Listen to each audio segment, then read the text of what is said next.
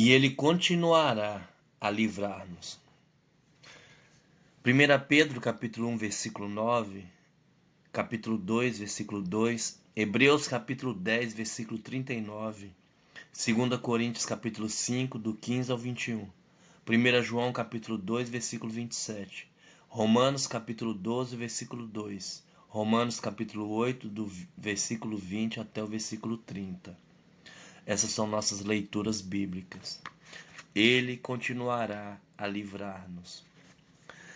Somente a experiência de um viver com o Senhor ao longo de toda a nossa existência é que nos capacitará a compreender de maneira completa tudo o que recebemos com aquele simples ato de fé, quando aceitamos o Senhor Jesus como nosso Salvador. O momento era especial e a nossa boca confessou que o nosso coração estava crendo.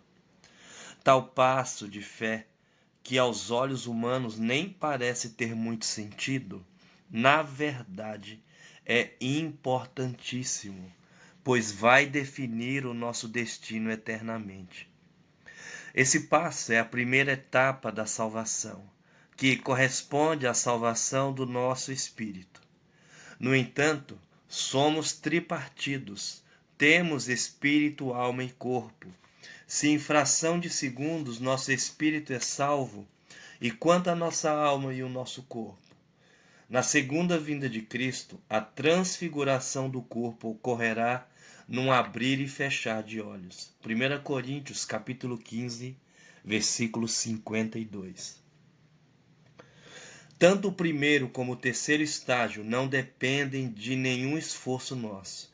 Todavia, a salvação da alma acontece de modo diferente.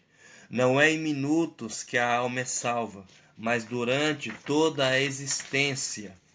E além disso, exige esforço, exige disposição, exige perseverança da nossa parte. Pela vossa perseverança ganhareis as vossas almas. Lucas, capítulo 21, versículo 19. Quando nosso espírito foi salvo, cremos e recebemos o fato de que o Senhor Jesus morreu por nós na cruz. E, embora não soubéssemos, recebemos 8 itens componentes da salvação: arrependimento, crer, redenção, perdão dos pecados, purificação, reconciliação, justificação e santificação. No momento em que a salvação chegou a nós, de graça chegaram esses 8 pontos que, de maneira cabal, resgataram para sempre o nosso espírito humano. Contudo, o momento do ato da salvação do espírito, ainda que espiritualmente tenha valor eterno, é apenas um momento dentro da existência humana.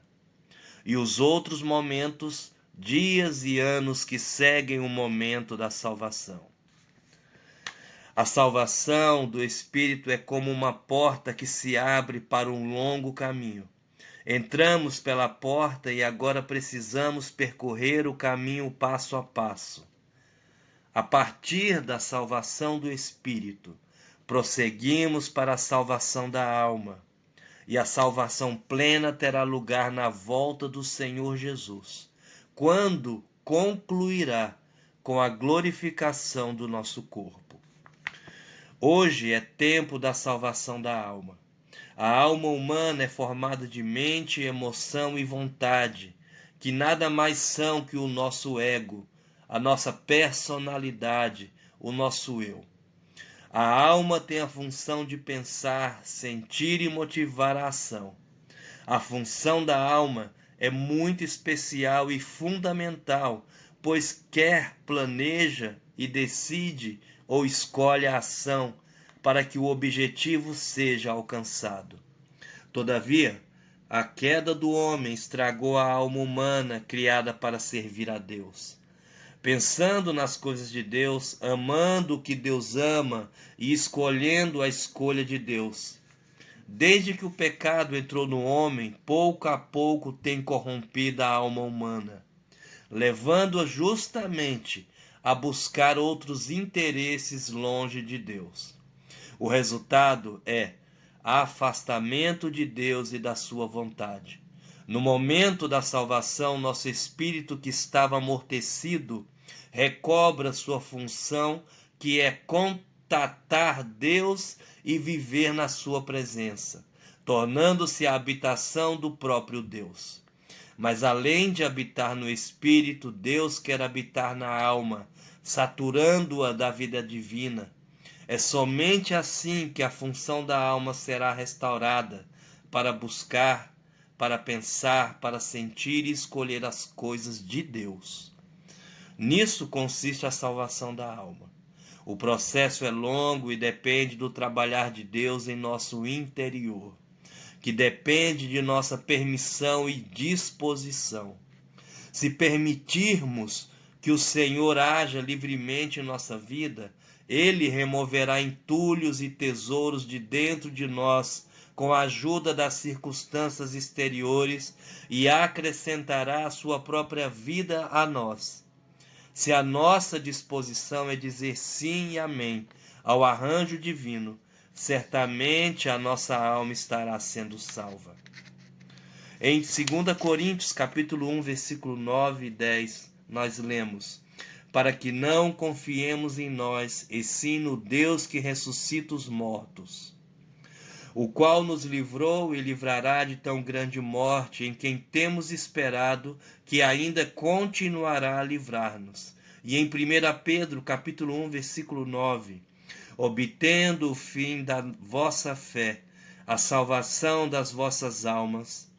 Pela fé, o Senhor nos livrou, o Espírito nos livrará o corpo e continuará a livrar-nos a alma. Se pela fé recebemos Jesus Cristo como nosso Salvador, igualmente pela fé obteremos a salvação da nossa alma. A salvação da alma é o desenvolvimento da salvação.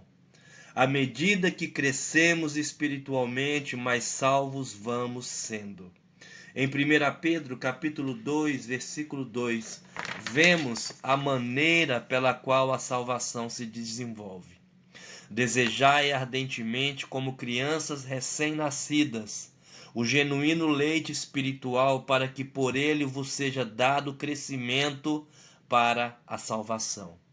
Já que a salvação da alma demora todos os dias da nossa vida, isso indica desenvolvimento. É por isso devemos desejar ardentemente o genuíno leite espiritual. Os recém-nascidos precisam de leite para crescer, e nós precisamos de leite espiritual a fim de crescermos para a salvação.